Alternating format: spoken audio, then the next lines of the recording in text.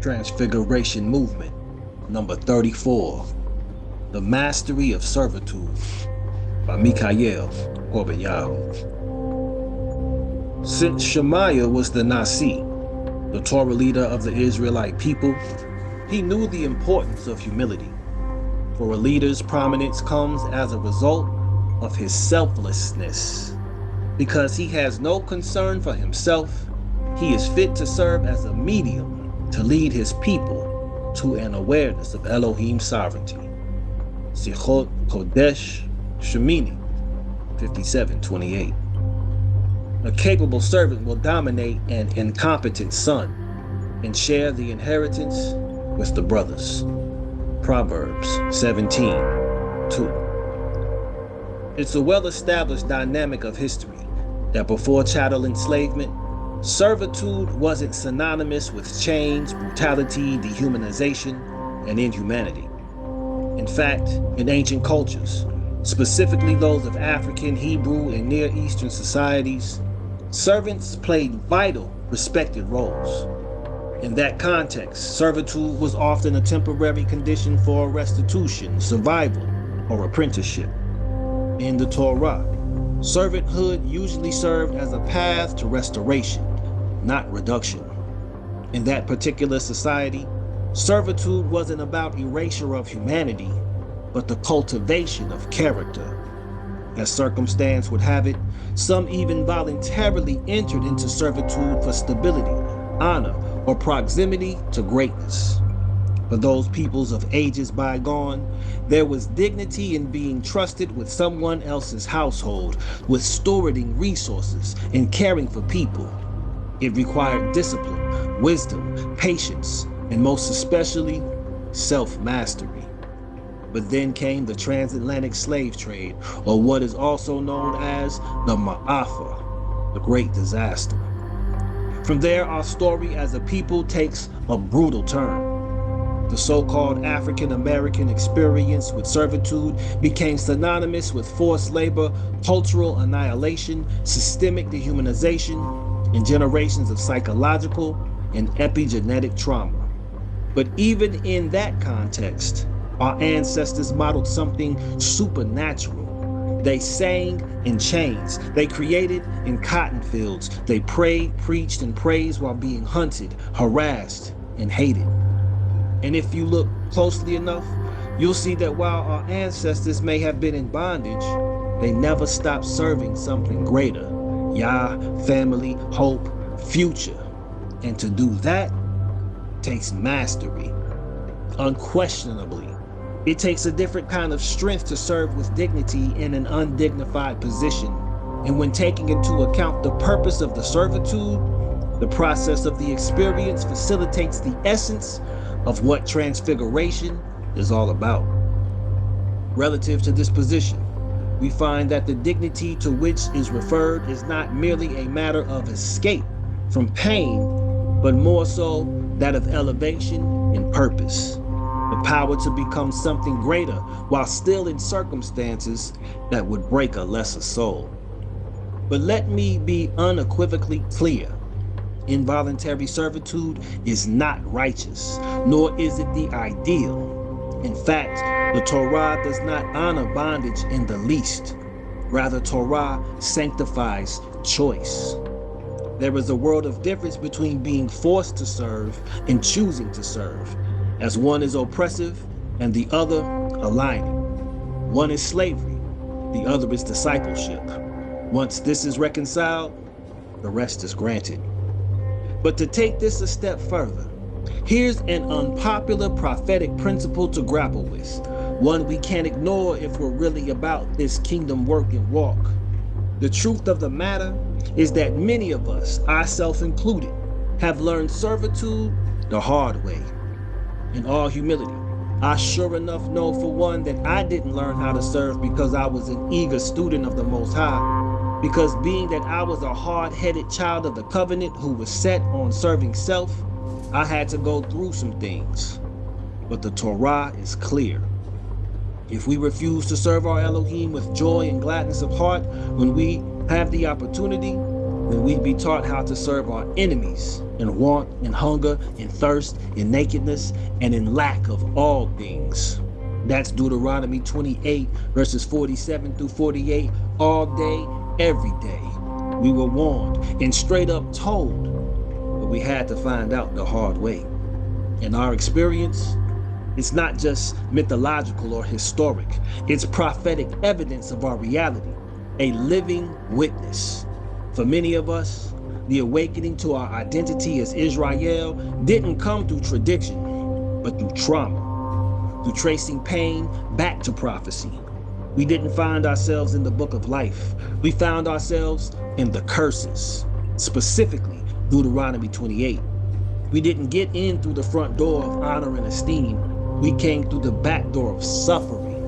And make no mistake, the signs were written all over us, not just physically, but spiritually, politically, culturally, economically, and socially. But let's be even more precise. Our identifying marks as the remnant of Israel in the latter days are not rooted merely in oppression, but in disobedience, another unpopular prophetic principle. Our condition is not just the result of hatred from other nations. It's the result of having broken covenant with the Most High. And this is the part we gotta reckon with. Torah never said we'd be identified by our swag, our skin tone, or our style, by the consequences of not listening. All these curses shall befall you. They shall pursue you and overtake you until you are wiped out, because you did not heed your Eloah and keep the commandments and laws that were enjoined upon you. They shall serve as signs and proofs against you and your offspring for all time. Deuteronomy 28, verses 45 through 46. This right here is the turnkey. Not just that we were forced to serve in lands that are not ours, but that we failed to serve our Father and King in our own land with joy and gladness of heart. What we have to acknowledge, accept, and embrace is that the curse didn't begin with foreign chains. They began with the forgotten covenant. We were not just disobedient, we were ungrateful. For us, the commandments aren't simply rules, they're the essence of relationship. And when that relationship was abandoned, the consequences weren't just individual, they were generational and national. I propose to you, beloved reader, that the signs that identify us as Israel in these end times are not merely in the blessings or the captivity, rather they're found in the prophetic fingerprints of Deuteronomy 28. These curses are not just punishment, they're the smoking gun evidence of just who we are. And they're also proof of what we lost and to what we must return. That's why verse 46 says, they shall serve as signs and proofs against you and your offspring for all time. The curses were designed to follow us, to mark us, and ultimately to remind us, not of how far we've fallen, but of how far we must return. And let's be clear, our ancestors didn't just get conquered, they got corrected. Hard as it may be to accept, our fathers and mothers had to learn the value of servitude the hard way by being made to serve nations who neither knew nor honored our Elohim. What was meant to be joyful service in the kingdom became bitter bondage in the empires of men. And yet, even in that, Abba's mercy left a remnant. It left signs, testimonies, and awakenings. And most importantly, it left a path back. Because the redemption isn't just in being freed from our enemies, it's in becoming faithful servants again. This is what our Messiah taught when he said, the greatest among you shall be servant of all. That's not just humility, it's healing. People, that's not just social order, that's kingdom order. So let's not just identify the curses. Let's break their cycles and return to the blessings. This is why we at Beit Mashiach read the first 14 verses of Deuteronomy 28 before our prayer and studies, to refamiliarize ourselves with our purpose and the good that follows when we are living according to our purpose. And the key to our unlocking our purpose is this: our return to the covenant. Our return to serving Yah with joy, our return to serving one another with reverence. Because when we return with the full understanding that servitude to the Most High is the key to our freedom, while rebellion is bondage, we open the door to the blessings once again. When we serve the Most High in spirit and truth, with the gladness our ancestors abandoned, we reverse the curse, restore the relationship, and re-enter the promise. And then, when that happens, the signs won't just be proof of punishment. They'll become our testimonies of transformation, the markers of our Abba's mercy, the evidence that we, as Israel, once lost, are found, that we were once scattered, now we have been regathered, that we were once cursed, but now we've been recommissioned and repositioned to serve, not as slaves of Pharaoh or Rome or Babylon, but as priests of the Most High. For we are a kingdom of servants, created to be clothed in joy and light. So what's the remedy? Something that we've discussed in nearly every writing of the Transfiguration movement. Teshuvah, our return, our repentance, our faithful return to covenant, our faithful return to serving Yah in spirit and truth. That's how the curse gets reversed and our condition ameliorated. That's how our trauma becomes testimony. That's where we stop being victims of history and start becoming prophetic vessels of redemption.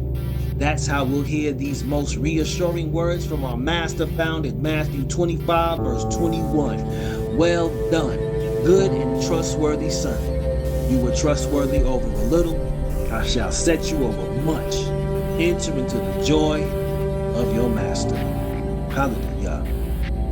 The Hebrew word for serve is avad, and the word for servant is Avad. Same root, same dynamic, same letters, different pronunciation. But looking into these letters, we find the following. Ayin, the eye, representing insight, perception, and vision. Beit, the house, family, dwelling, the heart of covenantal belonging. Dalet, the door, pathway, decision point between what is and what can be. Put them together, Avad isn't just about labor. It's about seeing the house through the door. It's about choosing to enter and serve from vision. It's spiritual work, conscious alignment, not just physical motion, but heart devotion. When you avad, you just don't work. You worship. You serve with joy and gladness. You just don't act. You align. But if the servant declares, I love my master and my wife and children, I do not wish to go free, his master shall take him before Eloah. He shall be brought to the door of the doorpost, and his master shall pierce his ear with an awl, and he shall then remain with his master's servant, and then he shall remain his master's servant for life. Exodus 21, verses 5 through 6. This passage from Shemot, or Exodus, speaks to more than a legal right regarding ancient Hebrew servitude. It reveals the hidden path of transfiguration and the sacred science of self-mastery.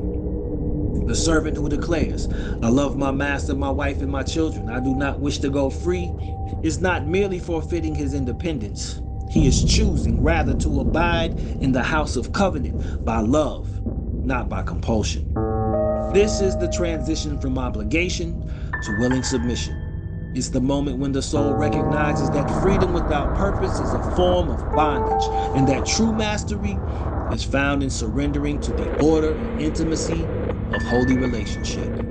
In this event, the master takes him to Eloah, then to the doorpost, a threshold, a seemingly insignificant space between outside and inside, between exile and inheritance. And there, he pierces his ear with an awl. This ear, once turned to the tune to the noise of wanderings, is now sanctified to hear only the voice of the master. The doorpost, previously smeared with the blood of the lamb during Pesach, is now the place where blood seals a personal covenant. This act is not the end of servitude, but the beginning of sonship, an entrance into the household of faith. This is the transfiguration, not of the outer form, but of the inner identity. The one who once served by command, now serves by communion. As we've seen, the Hebrew word for servant has encoded in its letters the very architecture of this mystery. The first letter Ayin means eye, a symbol of perception, inner sight, and awakened consciousness. In the realm of true servitude, this is not about blindness or subjugation, but about seeing clearly with the inner eye, the Ayin Panim, the face within the face. The servant's journey begins with vision, because perception determines posture. If the eye is clouded by pride, fear, or distraction, service becomes performative and hollow. But when the eye is made single, focused, and undivided, one begins to perceive the will of the master not as tyranny, but as instruction, correction, and alignment. This inner seeing is the gateway to transfiguration, the moment when the lower nature is illuminated by the higher light, and the one who once served out of obligation now serves from joy, devotion, and trust. Self-mastery depends on this inner sight, because one cannot govern what one does not recognize. Ayin, therefore, opens the path to wisdom, but it is the ability to discern not only what is seen, but what is unseen, to navigate the house and the door with intention. As Mashiach tells us in Matthew 6:22, the lamp of the body is the eye. If therefore your eye is good, all your body shall be enlightened. From this it becomes clear that our eye must be able to discern the light of purpose. The second letter, Bet, represents house, not just the physical dwelling, but the inner sanctuary and sacred space within, where identity is shaped, where the soul is sheltered, and where our order cultivates purpose. Bet is the first letter of the Hebrew word for Genesis, Bereshit, in the beginning, a holy call reminding us that all creation unfolds from and within the principle of the house. It is the place where covenant begins, where boundaries are not limitations, but dwellings of love and law. It is the dominion where the servant becomes more than a laborer. He becomes a trusted member of the household, a steward of the mysteries of his master. Service without being a member of Havayit, the house, which gives the feeling of belonging, a sense of roots and the vibration of rhythm, is disconnected, hollow, and mechanical. But the servant who chooses to stay has discerned the difference between working in the house and dwelling in it. They have found rest, not in personal ambition, but in the structure and flow of their master's will. The house is no longer a workplace. It's now a womb for rebirth, a sanctuary for shelter, a temple for worship. Their decision to remain is an echo of the soul's choice to abide in alignment with holy purpose, to become one with the order of the household of faith. The final letter, Dalet, signifies the door, the threshold between dimensions, the place of passage between what was and what shall be. It's not merely an exit or entrance, but a moment of decision that determines direction. In the servant's ritual, the Dalet becomes sacred space where covenant is sealed, not with chains, but with choice. He does not flee through the door into a counterfeit freedom rooted in ego or rebellion. Rather, he offers his ear, the symbol of listening and obedience, to be pierced beside it. This act binds him not in bondage, but in allegiance to a higher will. The ear, aligned with the Shema, to hear, to heed, becomes a vessel through which the voice of the master enters and reverberates. True transfiguration begins at this door, where one transcends mere servitude and is transformed into a vessel of divine purpose, entering a house not built with hands, but with wisdom, discipline, and love. The Dalet, then, is the hinge on which destiny turns, and to be affixed to it is to live in constant readiness to hear, obey, and become. The mystery deepens when we recognize that Yeshua the Messiah, the suffering servant, became the ultimate Avad, pierced, obedient, and faithful to the Father's house. His transfiguration was not limited to Mount Tabor. It was the fruit of his lifelong submission. As it is written, he learned obedience by the things he suffered. Hebrews 5 verse 8. It is through that obedience that Yeshua became the doorway for many.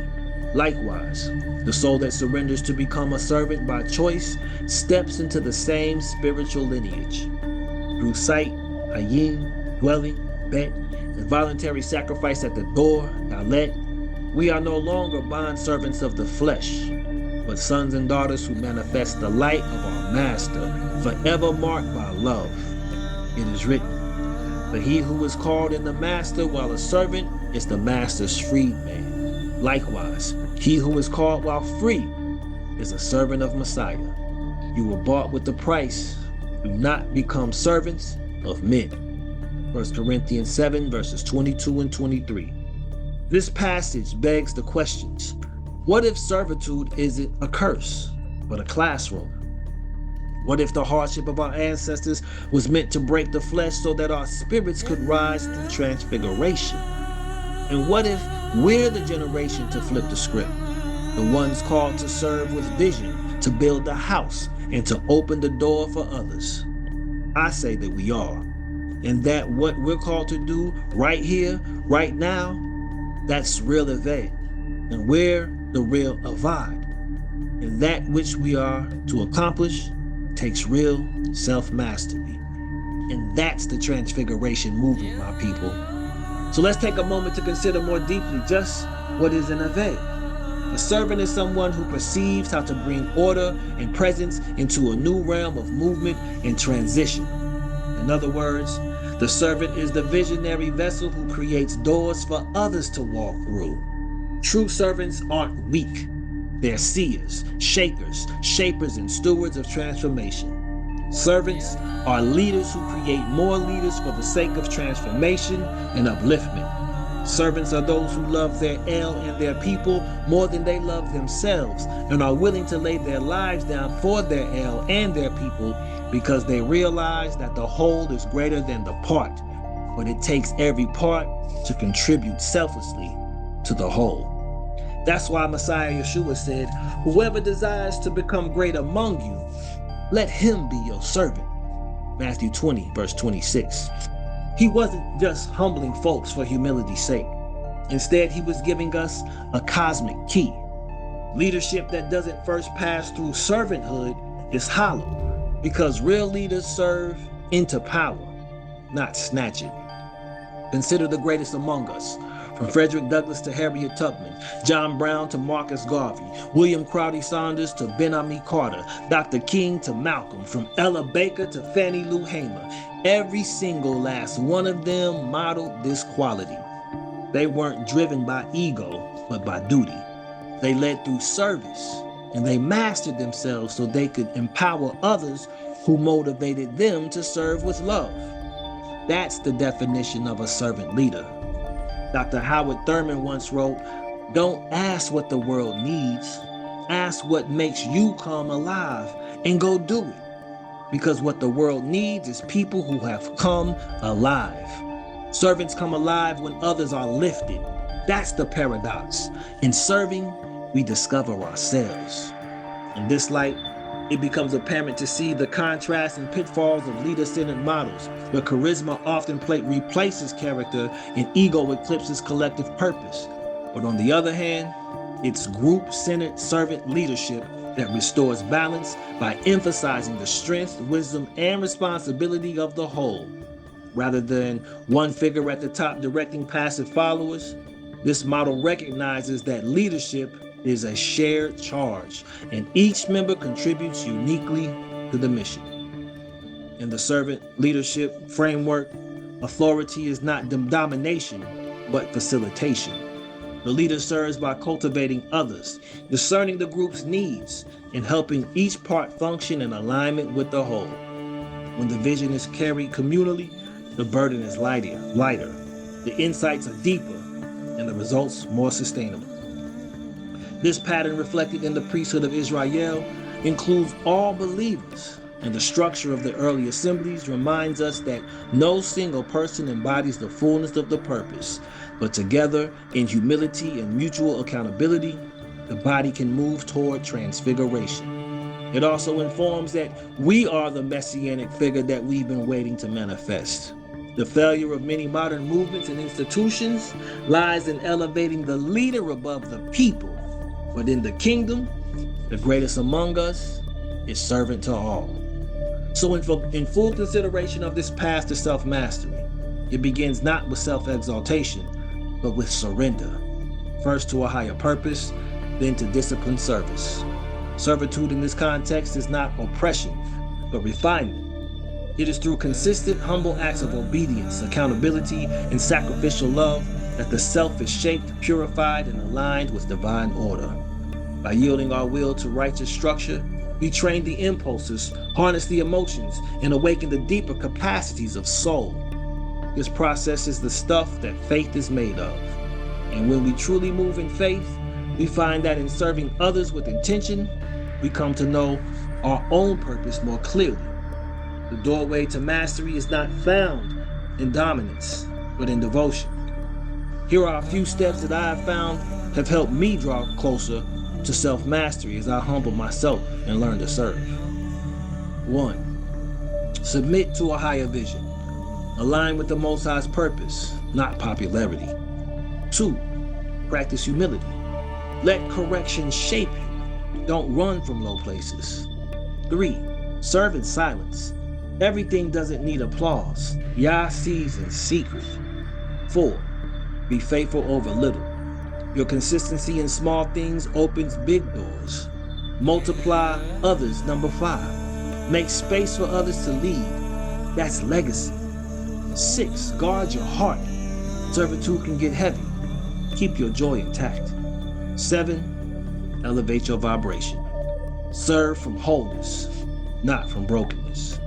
With these steps, we will be able to fully experience that to become self-mastered is to be forged by holy intention and not by fleeting ambition. It begs to be keenly aware, as we've stated time and time again, that this journey begins with our submission, not to man, but to a higher vision that calls us to align with the Most High's will and purpose, rather than chase after applause or popularity. This kind of alignment sharpens discernment and anchors the soul beyond the sway of trends. In this process, humility becomes the cornerstone of growth. It invites correction, even from discomfort, knowing that low places are often where our roots deepen and our character is carved. In this way, silence becomes ground for us, sacred ground for us, where we serve not for validation, but for transformation, trusting that Yah sees in secret and rewards openly. Our faithfulness in the small, often unnoticed things becomes the training ground for greater stewardship. This is because it's not the size of the task, but the spirit of the service that expands the soul. True mastery refuses to hoard influence. Instead, it multiplies others, creating room for their emergence and succession. This is legacy, not a monument to self, but a seedbed for generations. Yet and still, though, the weight of servitude can be heavy, as guarding the heart becomes essential to preserve joy, compassion, and vision. Finally, we elevate our vibration through inner healing, allowing our service to flow from wholeness rather than brokenness. A fractured vessel leaks, but a healed one overflows. Thus, in serving with integrity, we are slowly mastered, not by force, but by love. So here's my challenge to us. Don't run from servitude. Rethink it, reclaim it, redeem it. Be the kind of leader who can wash feet and still part seas. Be the kind of servant whose light confuses the proud and inspires the lowly. Because the world doesn't need more rulers. It needs more righteous stewards. Let every teacher, artist, healer, parent, preacher, and visionary rise in the spirit of servant leadership.